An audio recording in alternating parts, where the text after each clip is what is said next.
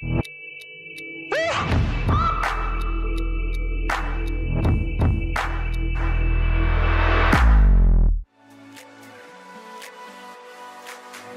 galera, sejam bem-vindos aqui a mais um programa nosso do OneCast, o podcast aqui do One Ministério.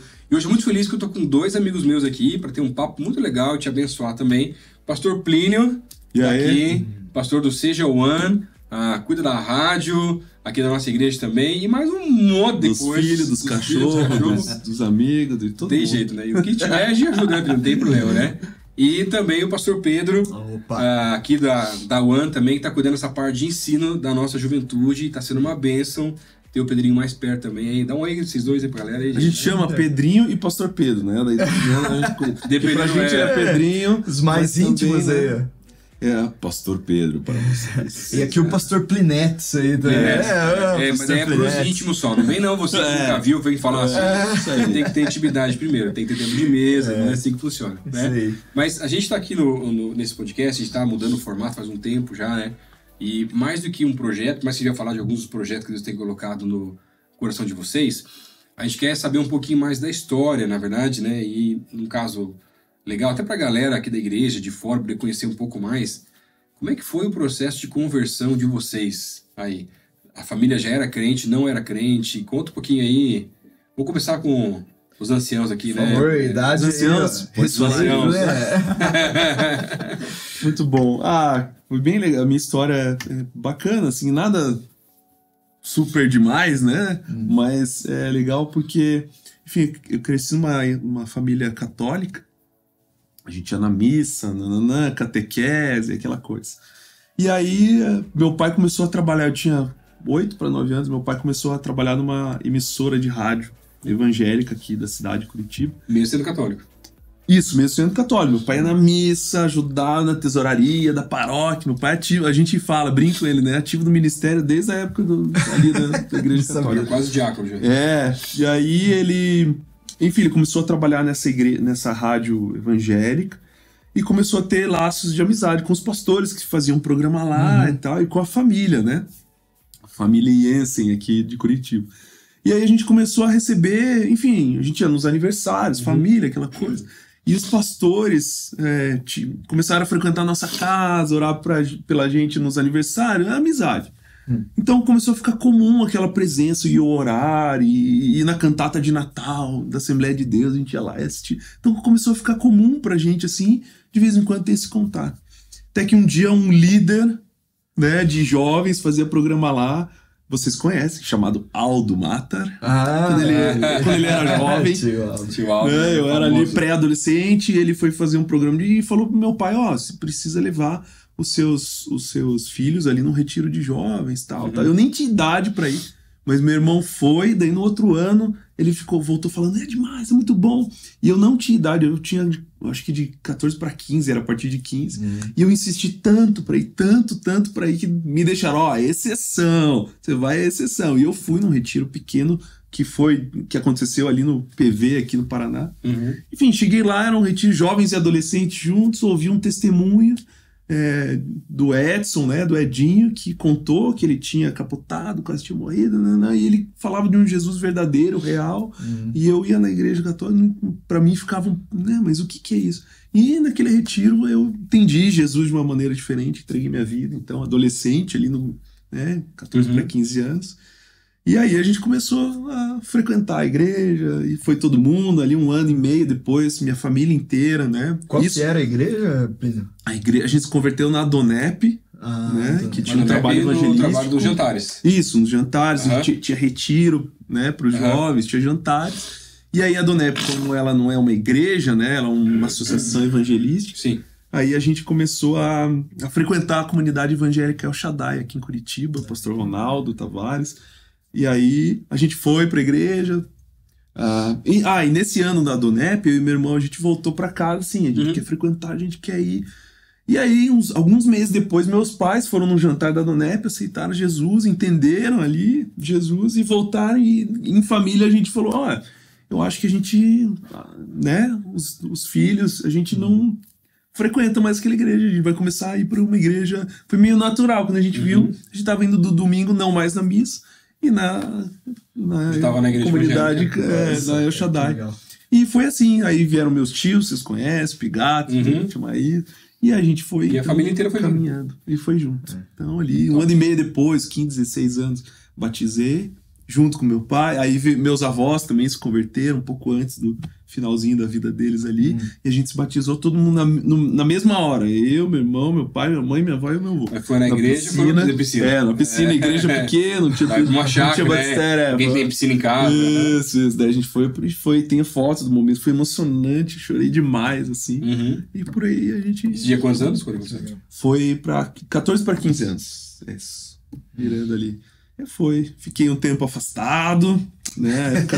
Entrei na faculdade, aí fiquei um tempo afastado da intimidade de Jesus. Eu gosto de contar bem que eu nunca perdi o temor a Deus, assim, de um certo nível. Sempre continuei frequentando, nunca neguei nada, mas eu perdi a intimidade, o relacionamento, da comunhão. Sempre continuei frequentando a igreja, mas quinta, sábado, saía nas baladas, durante a época de faculdade, quando entrei na faculdade, foi um momento também, nossa, transição de família, de transição de igreja, né? A gente teve alguns detalhes, saímos da igreja, então também senti foi falta de um suporte, assim, também, né? Sim. A minha família sempre, né? Meus pais sempre seguraram ali as pontas, mas daí eu fiquei longe da intimidade de Jesus, assim, pelo início da faculdade, até alguns anos, até eu ir pra Austrália. E aí lá eu tive... Depois de lá já veio pra PIB, não? Não, daí em 2003 eu vim pra PIB, isso. Quando deu a gente teve algumas mudanças na igreja lá, eu vim pra PIB porque eu conhecia algumas pessoas aqui, que eles iam tocar lá na El Shaddai, a gente fazia um festival isso na época mais adolescente, a gente fazia um festival de música na cidade, que era legal, e daí vinha uma banda aqui da PIB, meio funk soul, assim, que era Wagner, era Fábio, os Bayer tocando, eles iam, eu conhecia o pessoal da PIB e tal. Quando eu decidi sair da igreja, falei, eu preciso mudar de igreja. Falei, eu conheço o pessoal da PIB, eu comecei a vir pra cá. Então eu ia na minha adolescência, eu ia no meu culto sábado, jovens e adolescentes, mas sexta-feira os adolescentes, né, a nossa galerinha assim, era livre, então o que a gente fazia, aqui era a única igreja que a gente conhecia com reunião de adolescentes. Era a União de Adolescentes. Olha, que legal. Então, 1996, 95, 96, 97, Pedrinho 98. Não era nem nascido ainda. Não era nem nascido. 98, a gente via na União dos Adolescentes aqui. Aí os adolescentes eram Wagner, Fábio, Michel, o Douglas, o Albert, eram esses adolescentes da PIB. A gente vinha sexta aqui, conhecia a galera, e sábado era o nosso culto. Na igreja local. Enfim, o testemunho continua. Vai. Nossa. E você, Pedro, como é que foi? Cara, é muito gostoso lembrar a história, assim, porque eu vejo também o cuidado que a minha família teve comigo, assim, né?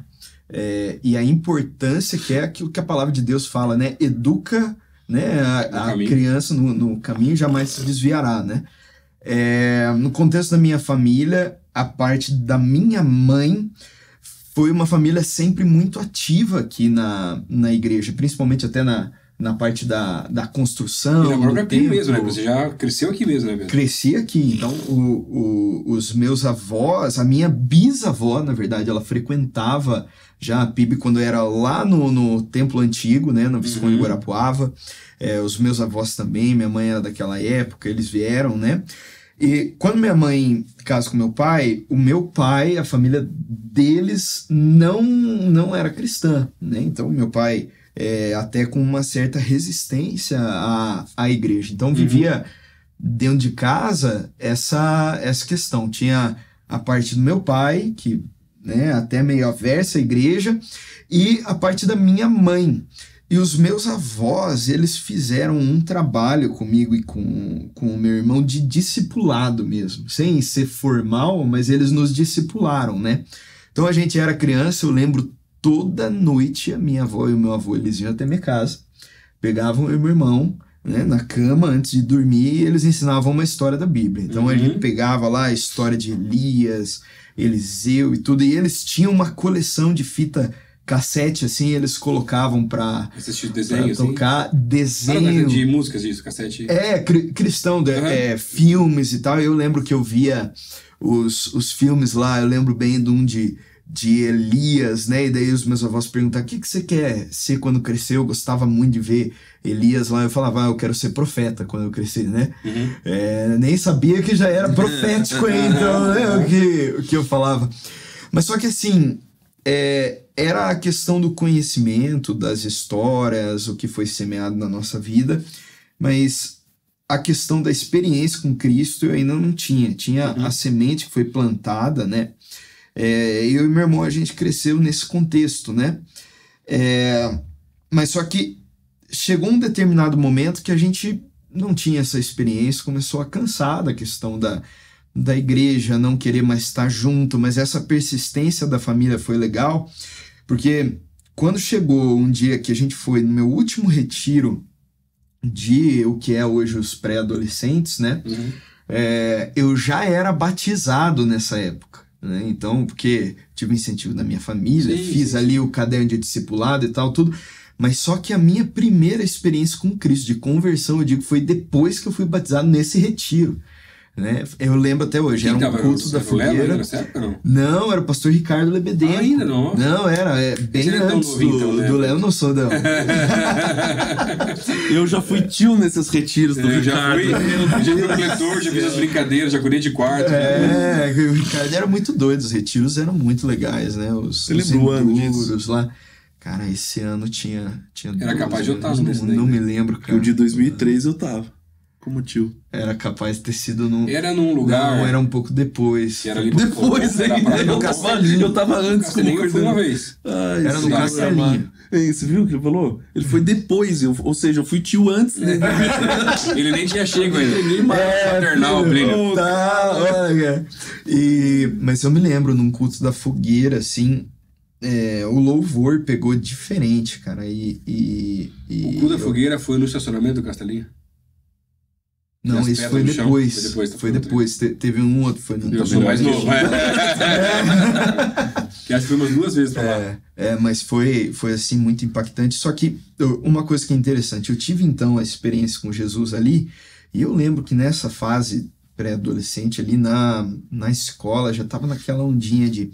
Você falava uns palavrão, eu nunca me desviei nem nada, né?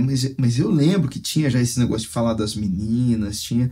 Mas só que depois que eu tive a experiência com Cristo, quando eu saí do culto, eu lembro que tava com um amigo do colégio, tudo lá, fui falar qualquer uma besteira e não consegui sair do mesmo jeito da boca, senti um negócio estranho, né? E ali eu vi o que a Bíblia fala do convencimento do Espírito Santo, né? Ali o Espírito Santo me convenceu do pecado. Só que a gente não tinha a instrução ainda, embora fosse, né, cresci sabendo as histórias e tal, do que era você daí cultivar uma vida de relacionamento com Jesus, né? E isso se perdeu. E passou o tempo, eu comecei a viver tempos muito difíceis na minha casa, então...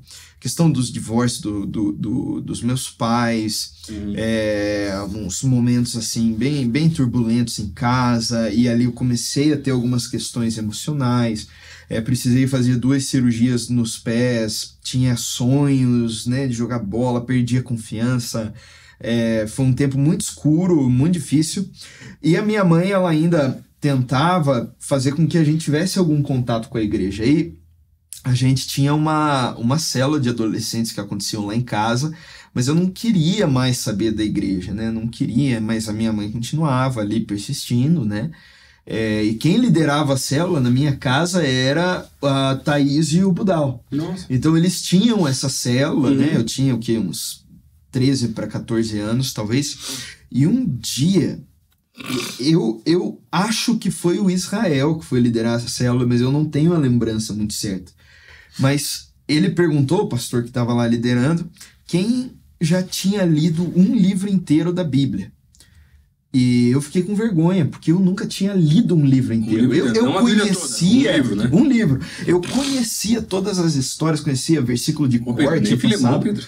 Nem Filemão eu tinha, cara. Então, mas foi isso que eu fiquei. Eu falei, eu não acredito, né? E ali, ele falou, quem não leu ainda, comece por Mateus. E ali eu fui desafiado e tal, fiquei, né? Falei, quer saber? De noite eu peguei a Bíblia, eu fui lá e eu comecei a ler por Mateus. Ali eu não sei explicar o que aconteceu. Despertou uma fome, um negócio tão forte, tão forte, tão forte, que eu digo que a minha maior experiência com Jesus não foi algo apoteótico, assim, foi no meu quarto com a palavra. E lendo a palavra, essa fome começou a ficar tão forte. A gente não falava na época sobre a vida devocional, sobre você ler a palavra, cultivar isso, mas só que isso era algo que eu não conseguia conter. Na verdade, em 6 meses. É muito bonito porque me lembra muito Pedro, quando ele começa a falar nas cartas dele, né? Que ele teve as experiências junto com Jesus ali, da transfiguração e tantas coisas que ele viveu, que ele viu acontecendo, né, dos milagres e tal. E ele vai falar, acho que no versículo 18, se é 2 Pedro, não me foi na memória só a referência do versículo, que fala, mas mais forte do que as experiências, mais forte do que os milagres é a palavra revelada. Exato. Você ter acesso à revelação da palavra de Deus, né? Não, aquilo ali mudou minha vida, assim, porque parecia que Jesus estava ali em casa e eu passeava pelas histórias com ele, fiquei tão interessado que em 6 meses eu terminei a Bíblia inteira. E depois, no próximo ano, de novo, eu estava com muita fome, mas não estava ainda conectado aqui na igreja com as coisas. Foi aí que o Lelo chegou para trabalhar junto com o pastor Michel nos adolescentes. E o pastor Pascoal comentou, conhecia a minha família, falou, Lelo, dá uma ligada lá, tem os meninos lá, né? Os netos lá do André e tal, não sei o quê. E ele ligou, chamou a gente para conversar. Quando ele conecta a gente aqui na igreja, eu já tava com essa fome. Eu lembro nas primeiras conversas, eu levei uma folha pro Lelo, assim, de dúvidas que eu tinha da Bíblia, né? E ele começou, ele falou, nossa, cara, aquele jeitão do Lelo, um pouco empolgado, né? Falou, nossa, e tal. Em pouco tempo, daí ele já me colocou para ajudar na célula que ele estava começando, liderando, e ali, aquilo ali foi essa fome. Eu lembro de passar 3 horas, eu lembro, teve um dia, na presença de Deus no meu quarto, ajoelhado, lendo a Bíblia. Era uma fome, assim, um negócio, o desejo de mudar o mundo, né?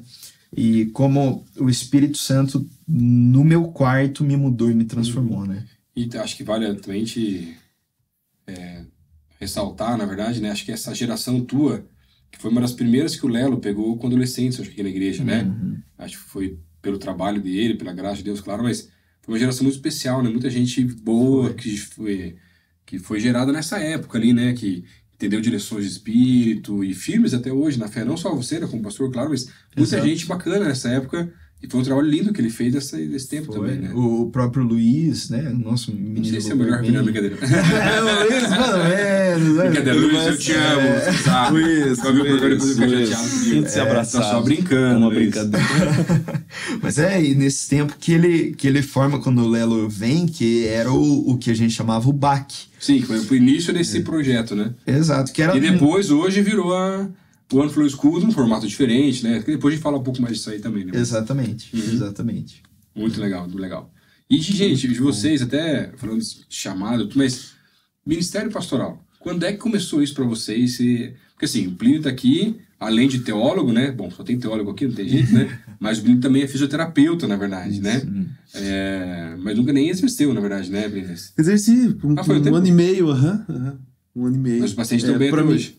Graças a Deus, estão bem. Não, peraí, que eu vou te contar. Pô, meu amigo, tem umas coisas aí.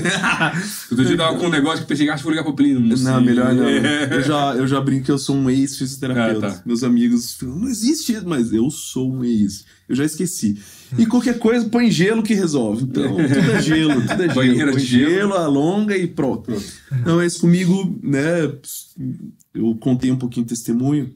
Né, lá no começo, 16 para 17 anos, um rapaz, amigo nosso, que era um pouquinho mais velho, que a gente orava com a gente, ele entregou uma palavra, falou para mim, tô orando e tal, e olha, você tem um chamado para obra, não falou chamado pastoral, você tem um chamado para algo na obra de Deus, e eu conhecendo 1 ano e meio na igreja, entendendo, Toda a minha estrutura tinha sido católica, não entendia o que era um missionário. Que era isso, né? Tá bom, que legal, empolgado, bacana. Então ficou guardadinho. Eu lembro até hoje, de vez em quando eu encontro ele aqui na igreja, né? Ele era lá da nossa... Mas ficou guardado aquilo. Os anos se passaram, contei, fiquei um tempo afastado, né? Aí fui morar fora do Brasil, lá tive uma experiência com Deus, que eu tava andando no parque, também foi nada apoteótico, tava eu e Deus, Deus, mas não tá acontecendo isso, eu não sei se eu volto pro Brasil, não. E Deus foi muito claro, me visitou enquanto eu caminhava de manhã, eu trabalhava da meia-noite às 7h30 da manhã, para poder, né? Vida de imigrante, estudante imigrante. E eu tava indo pra minha escola, porque durante o dia eu tinha aula de inglês, então eu dormia das 5 da tarde às 11 da noite pra poder trabalhar e estudar depois. Tá pegado, né? Nossa, pra conseguir. E quando eu tava saindo do trabalho e tava indo pra aula de inglês, eu não podia chegar muito antes, senão eu abria a escola. Eu tinha que esperar as pessoas abrirem. Eu chegava muito cedo. E aí eu ia devagar, comprava um café e tal. E aquele dia já na... Um café duplo, triplo que desse pra comprar aquele também. Tamanho assim pra acordar, um donuts aqui, tomando. E nessa minha caminhada, assim, já tinha passado 1 ano e pouco ali que eu tava fora do Brasil. E Deus falou muito claro, o Espírito Santo veio e falou assim, ó, você tá orando, me pedindo as coisas, mas eu já te dei, tem algo pra mim na minha obra. Também não falou nada pastoral, mas você tá deixando passar, tudo que você tá vivendo aí, você não tá vivendo os valores, tá vivendo isso, tá passando, as bênçãos, algumas já passaram, não tem mais jeito, e algumas ainda vão passar na tua frente, mas se você não me buscar, você não vai ouvir minha revelação, etc. Ali eu decidi voltar assim, relacionamento com Jesus. Eu lembro que eu morava com o pessoal junto, falei, gente, parei de fazer isso, agora minha vida. Eles não entendiam muito, até porque até ali eu tinha vivido como eles. Sim. E tal, eles não entenderam, e eu decidi, quando der 2 anos aqui, eu vou embora pro Brasil e tal. E foi isso, voltei, etc. E, enfim, a fisioterapia, depois de vir pra cá, voltar pro Brasil, comecei a fazer um monte de entrevista de emprego, e nada, eu chegava até o último, já era formado, de fisioterapia lá atrás, né? Eu fui formado, morei na Austrália. Mas nem podia exercer lá, na verdade, né? Teria que fazer uma até fazer uma proposta que valia a pena, mas já tava formado. E aí eu falei, poxa, fiz fisioterapia, mas não sei o que eu quero. Voltei ao Brasil meio na dúvida, eu tinha trabalhado também na área de comunicação antes de ir pra lá. Daí eu chegava a começar a fazer dinâmica de trabalho, nas grande telecom aqui do Brasil, e eu batia na porta e batia até o último e não entrava. Deus, o que é? Eu falei, bom, quase entrava. Eu tinha um currículo assim considerável, já tinha trabalhado entre a fisioterapia e morar fora, eu tinha trabalhado em grandes empresas. E aí mas por quê? O senhor pediu para eu voltar, agora eu tô nessa busca, o que tá acontecendo? Falei, quer saber? Vou ficar trabalhando, né? Vou ficar de voluntário, ajudando o Albert, do Ministério de Comunicação. Falei, Albert, já era meu amigo, já tinha sido voluntário lá atrás com ele. Falei, enquanto eu não tenho entrevista e dinâmica de emprego, eu vou ficar aqui em horário comercial para te ajudar no que precisar. Não quero ficar em casa, né? Eu sei que se ficar em casa, né? A cabeça e tal, então eu vou ficar aqui. Comecei a ajudar aqui, fazer isso, né? E começou a crescer algumas coisas. E um dia ele chegou, cara, eu tô precisando de um braço direito aqui, você não quer? Você tem a possibilidade de ajudar? Eu falei, eu tenho algo que eu tenho vontade de trabalhar aqui assim e tal. Ele, mas eu só tenho uma ajuda de custo aqui. Importante falar dos processos. Eu só tenho uma ajuda de custo. Não é um salário. E eu ganhava bem em dólar. Trabalhava muito, mas ganhava em dólar e tal. Nossa, aqui não é uma ajuda de custo, tá? Não sei se eu te alcanço o que você ganhava. Eu falei, fui orar e Deus falou comigo, vai. É o início do que eu quero fazer. E eu aceitei na loucura, já tinha formado, já tinha 25 para 26 anos, solteiro, queria namorar e casar. Falei, cara, mas quem vai querer casar ganhar menos comigo? Que ganhava. Ganhava menos. Mas Deus me deu a palavra e eu já tava nessa pegada com Jesus, já tinha voltado assim firme. E tem um chamado, tem algo da obra. Falei, eu posso. E eu entendo que eu deveria me dedicar a minha vida trabalhando na obra de Deus. Se fosse uma agência missionária, se for algum projeto, ONG, cristã, talvez na igreja, eu não sabia. Então, até então, o pastoral não tinha vindo, assim.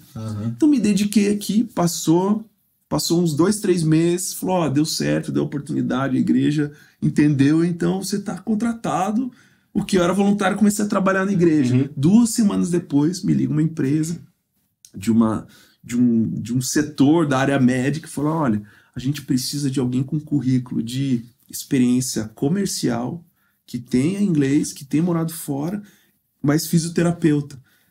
Aqui, assim, a gente não tá achando ninguém, a gente só achou você. Tem um cadastro no Headhunter aqui e tal. Então a gente quer te oferecer emprego, o salário é esse, você vai viajar, vai pro Canadá, vai fazer isso, tem todos os benefícios.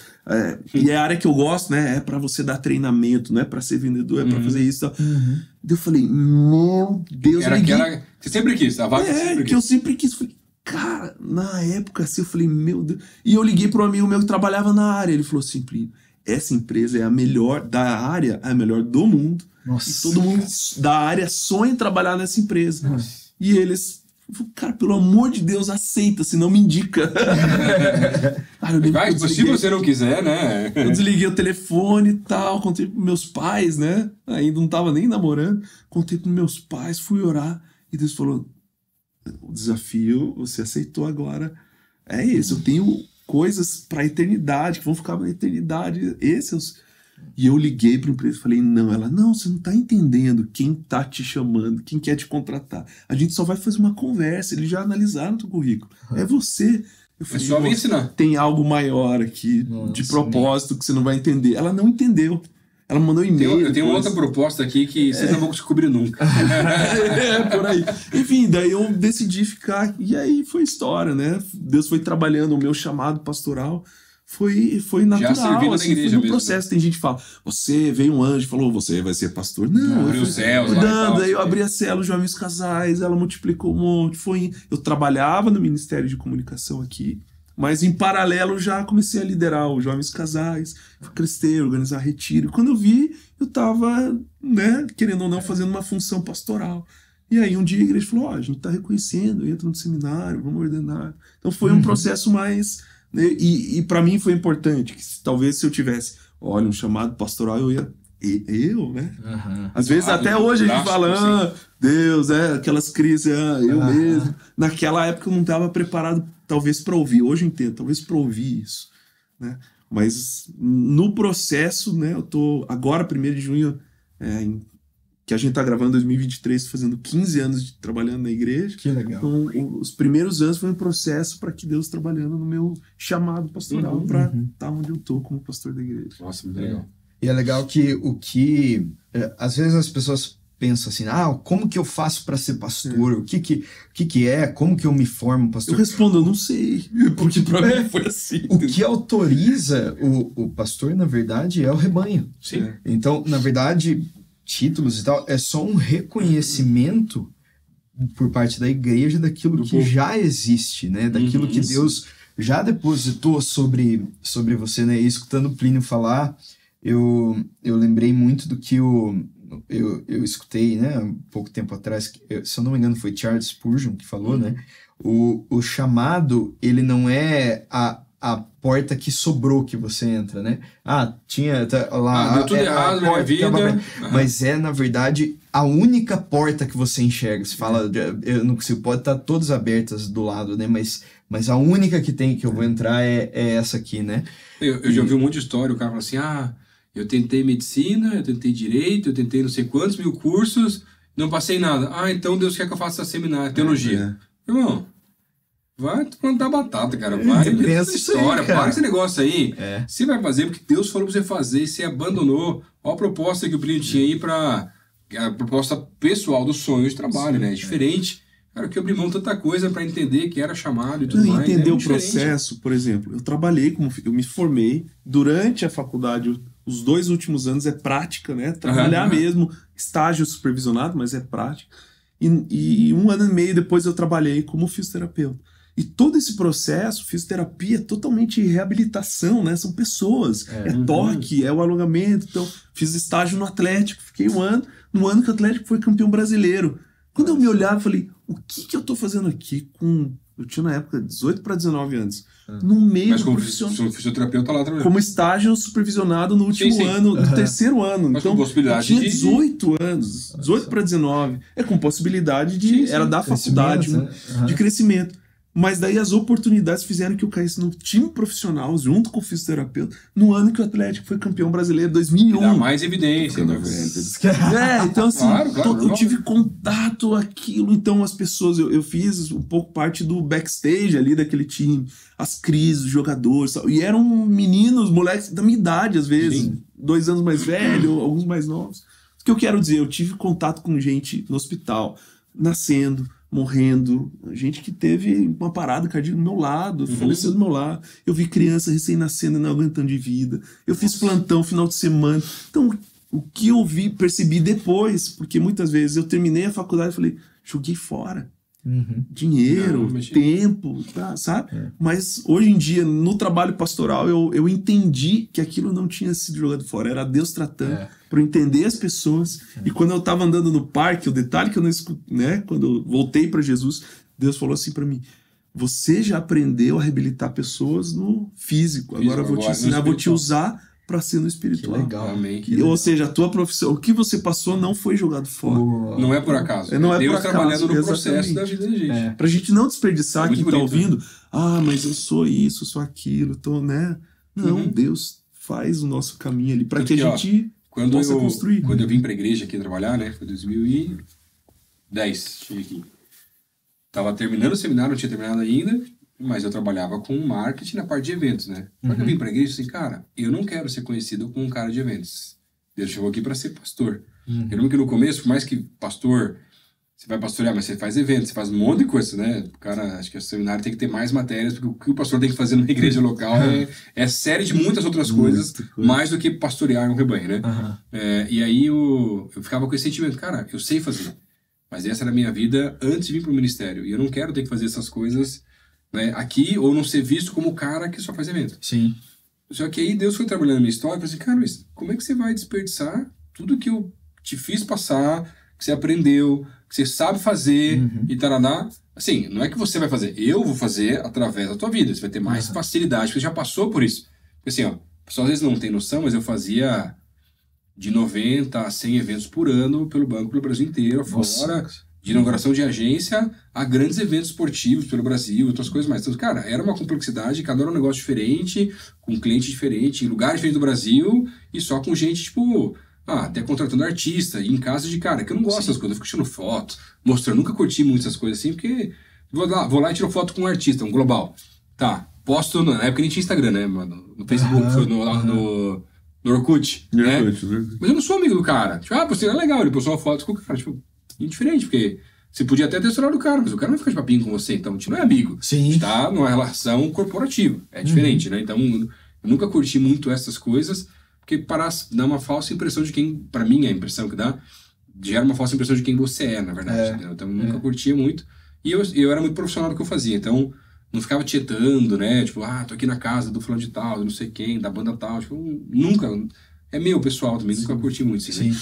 Mas, cara, eu não fui contando muito algumas das histórias, mas, cara, era muito evento, era muita coisa. Aí se eu pego toda essa história desse tempo, né, foram 6, 7 anos fazendo isso, né? Não, isso aqui agora tá apagado, porque não tinha coisa, não era ruim o que eu fazia, era um trabalho. E aí tá esquecido e agora vou equilibrar, e no ministério, se Deus passar algumas orientações, dar as direções, por que não usar isso também para abençoar? Perfeito. Mas não para ser só isso, porque também se fosse isso não seria algo pastoral. Seria um organizador de eventos evangélicos, que não é o que eu sou. Eu sou pastor. E aí você vai terceirizando, trabalhando de jeito diferente, mas dando a visão de algumas coisas para poder acontecer, né? Eu escutando as histórias de vocês, eu amo ler biografias, né, e definir quem são os meus heróis na fé, e eu gosto muito da história de Martin Lloyd Jones, né? Que eles chamam, né, que era o doutor, né, era o apelido dele, porque ele foi, na época, o maior prodígio da medicina na Inglaterra. Então, ele se destacou na universidade a ponto de, nos primeiros anos ali do que seria a residência, ele foi chamado para trabalhar na Casa Real. E ele se desenvolve, muito cedo ele vira o médico da realeza, né, da Casa Real. Que na Inglaterra era o ápice, né? Para um médico era tudo. Era mais novinho, né? E ele era um prodígio. Mas só que quando ele se encontra com Cristo, ele tem o momento assim, rompante, é bonito que ele fala, eu não conseguia mais ser um médico, da rainha da Inglaterra quando Deus estava me chamando para servir o Rei dos Reis, né? E ali ele abandona aquilo... Era pouco perto de quem eu ia servir, na verdade, né? Ele falou, né? Aquela era a porta, era a única porta, né? E na minha vida, essa questão do chamado é muito linda também, voltando para a questão de como Deus vai trabalhando. Eu acho que ele trabalha de algumas maneiras, né? No chamado. Ele vai dando sinalizações... existe o reconhecimento de pessoas, existe o falar no teu secreto, né? E existe um desejo que Deus põe por aquilo, assim, que é diferente, né? E na minha vida, anos depois eu já era pastora, minha avó veio me contar, né? Que a minha bisa chegou para ela quando eu nasci, falou para minha avó e disse assim, não impeça o Pedro de estudar para ser pastor. Né? Anos. Cara, olha que coisa linda, né? Se o Pedro quiser ser pastor, não impeça ele. Né? E eu só fiquei sabendo disso há pouco tempo atrás, né? E é muito bonito. Quem tem algo parecido é o... Não sei se você viu já na história do Hernando Dias Lopes, o pastor Hernando Dias Lopes, sim, né? É linda a história. Quase morreu, né? Quando foi nascer, na verdade, teve uma complicação no parto. E a mãe dele orou e falou, ó, se esse menino nascer bem, eu vou dedicar ele... pro Senhor. Mas ela nunca falou pra ele. E deixou ele tocando a vida dele e tal. E ela orava por isso. Até que lá na frente ele entendeu as direções mesmo com relação ao ministério. Quando ele voltou a contar pra ela foi quando ela contou disso. Mas ela não queria contar pra não influenciá-lo, na verdade. Porque ela acreditava que Deus ia chamar e falar com ele também. E foi muito legal assim, o processo do chamado. Porque, né, voltando pra essa história que contei no começo, eu tava nessa fome, nesse desejo. E de repente as células que eu assumi assim, as coisas começaram a multiplicar e dar certo. E eu sempre fui muito tímido. Era um menino muito tímido. Então, e inclusive depois desses momentos mais turbulentos na família, o Plínio também. Eu comecei a... Eu realmente sempre fui mais introspectivo, né? Fui aprendendo a ser mais extrovertido, mas o Plínio já é natural, extrovertido. Não, pra mim, assim, essa questão da timidez era muito forte. Tanto que eu no começo do ensino médio, eu tinha muito problema para apresentar trabalho na sala de aula. E muitas vezes eu fugia, não ia, comecei a perder nota, quase reprovei por conta disso, da timidez, né? Mas só que quando eu tava aqui, liderando as células e tal... E à frente, né? À frente... Quando eu dava a palavra, tinha um negócio no meu coração que parecia que mexia, assim, aquilo queimava, e eu comecei a ter desejo. E eu me lembro um dia que eu estava num culto, e assistindo, eu vendo o pastor Michel pregando, e me veio um pensamento que eu acho que foi santo, assim, falou, será que um dia eu vou pregar? E aquilo me bateu como um pensamento e como um desejo. Eu falei, cara, será que legal que deve ser aquilo? Mas só que passou. E a minha família era uma família que tinha muitos recursos, eu sempre tive bem de vida, então uma perspectiva de futuro, de poder escolher a faculdade que eu ia querer fazer, um investimento grande, mas eu tinha muita crise com o que eu ia ser, né? Eu não estava conseguindo me encontrar quando estava chegando perto do terceirão, mas só que é aí que começa aquela ressonância espiritual que existe dentro da igreja. Pessoas aleatórias começaram a vir me perguntar, você não sente sobre a tua vida um chamado? Eu me lembro um dia que eu estava num culto e a tia Érica, aleatoriamente, era dia do pastor, e ela chegou para mim, estava com a minha mãe, ela falou, eu sinto que vai chegar um dia que você vai estar comemorando esse dia. Ela falou, e eu, cara, aquilo foi pegando. Então eu fui guardando como se fosse Maria, né? E ia guardando essas coisas no coração. Um dia o Michel, também minha mãe marcou um horário para eu ir conversar com ele falando. E ali eu tava contando minha história, tudo, e ele me olhou assim e falou: você eu não sei não, o que não vai acabar, né? Sendo e tal, o Lelo, tudo isso foi sendo depositado, mas eu tinha um medo. Né? Deus começou a ir falando comigo na palavra, eu tinha esse desejo queimando, as pessoas falando. Só que, pela minha história, eu tinha um medo, por exemplo, de como que eu ia poder me manter, como que ia ser minha perspectiva de futuro. Sim. Tinha o medo da timidez. Tinha, então, mas só que a questão financeira tinha sido a última coisa que eu tinha colocado para Deus, falando: Deus, como que vai ser isso? Tal? E a gente foi para um retiro de adolescentes. E quem estava pregando era o pastor Massal, que teve, e para adolescentes, a primeira pregação no retiro foi sobre o cuidado de Deus nas finanças. E alguns dos adolescentes não estavam entendendo, porque finanças para adolescente estavam uma bagunça e tal. Mas para mim, cara, parecia que ele pegou os medos, o jeito que eu tinha colocado para Deus, tudo, e era eu e ele ali falando, né? Quando ele fez o apelo, me deu um rompante, assim, e eu fui lá pra frente, eu me lembro de eu me ajoelhar, eu começar a chorar, e aí eu digo que existe a gente uma imaginação santa, né? Umas imagens que vêm na cabeça, e eu me lembro, a imagem que eu tive ali enquanto estava naquele apelo, era de eu andando por um caminho, e nesse caminho eu estava bem vestido, tinha carro bom, uma família, uma casa bonita, e eu andava por esse caminho, né? E era um caminho abençoado, um caminho bom. Mas de repente eu voltava para o começo do caminho e começava a andar outro. O outro mais simples, o outro mais diferente e tal, mas eu lembro que eu senti uma alegria muito grande. Conforme eu ia andando e falando, eu via muita gente em volta e as pessoas levantavam a mão como num apelo para aceitar Jesus. Assim. E eu escutei o Espírito Santo falando para mim, escolhe, né? Escolhe, eu vou te abençoar, mas escolhe. E ali eu falei, Senhor, eu me rendo, né? Aqui eu comecei e tal, e ali eu entreguei para o meu chamado, mas só que eu pedi uma confirmação para Deus. Eu falei, Deus, se é então, eu queria uma oportunidade para pregar. Eu lembro, eu estava orando de manhã em casa, depois desse retiro, uma quinta-feira de manhã, falando, Deus, então se é do Senhor, isso chamado do Senhor, preciso me dar uma oportunidade para pregar. Tinha 16, 17 anos, alguma coisa assim. E de noite eu vim pro ensaio do louvor aqui, né? E era a Thaís, o Budal, que lideravam.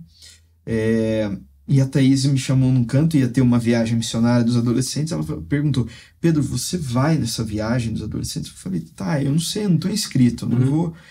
E aí ela falou, nossa, mas queria muito que você fosse, porque a gente queria que você pregasse na igreja, na viagem missionária.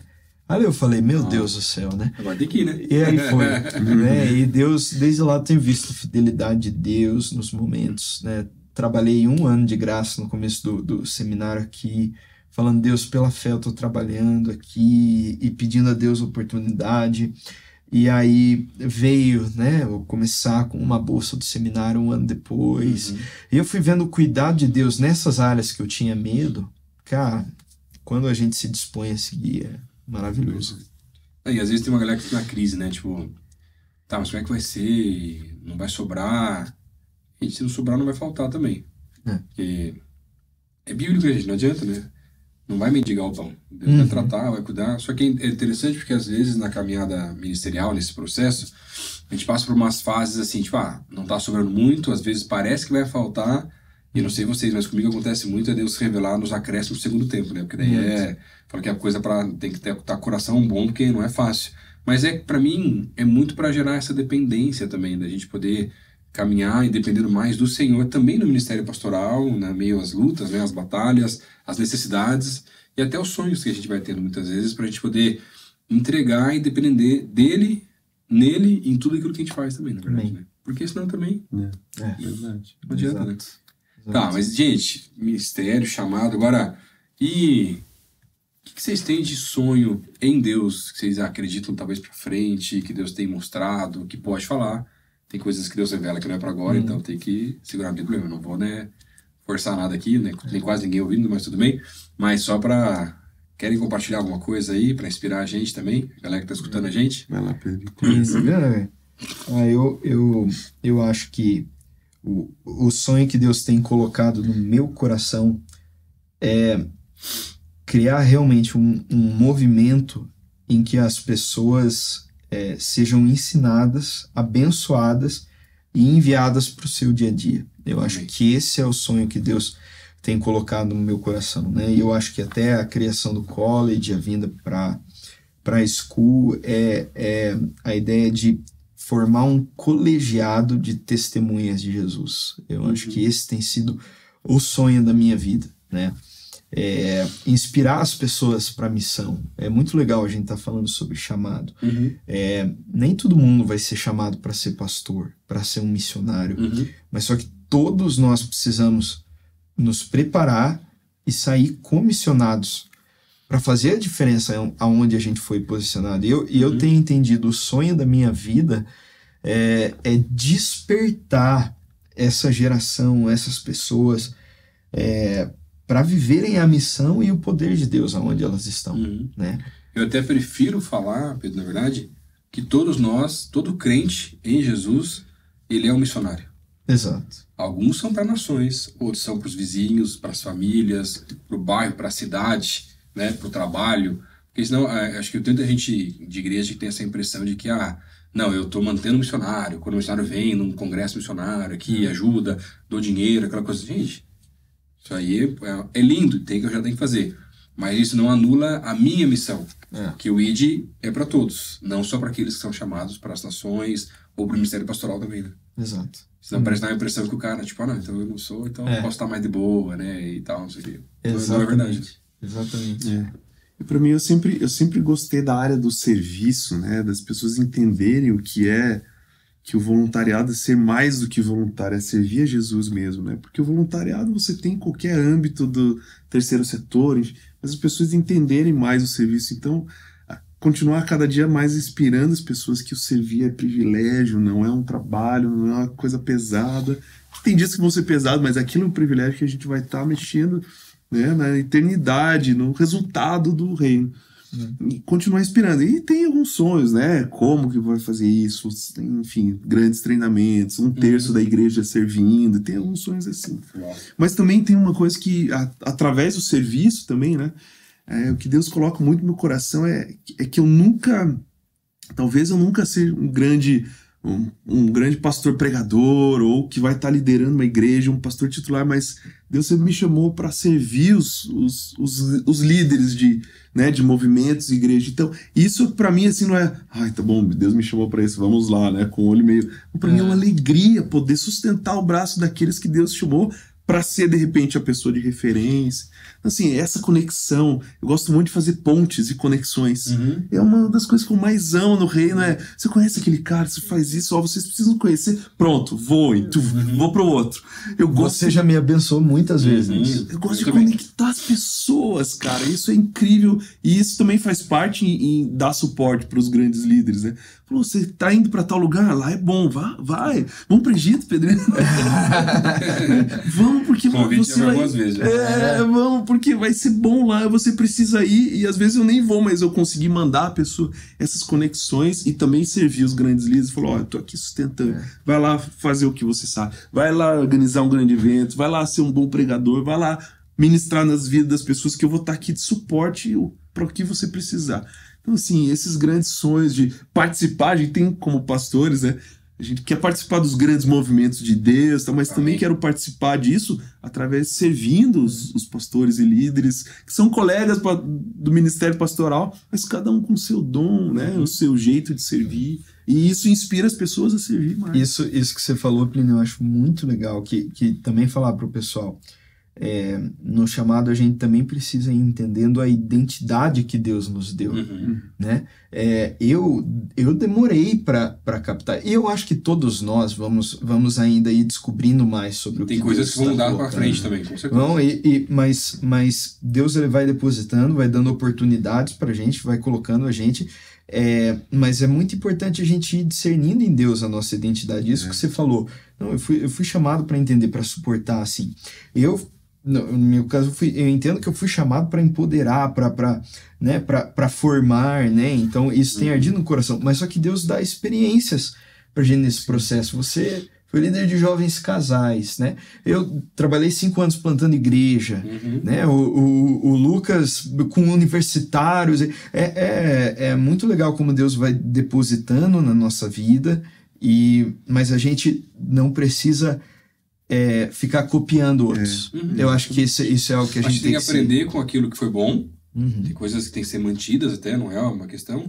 Mas para mim, na verdade, quando você se anula, você deixa de lado coisas que Deus colocou de especial em você.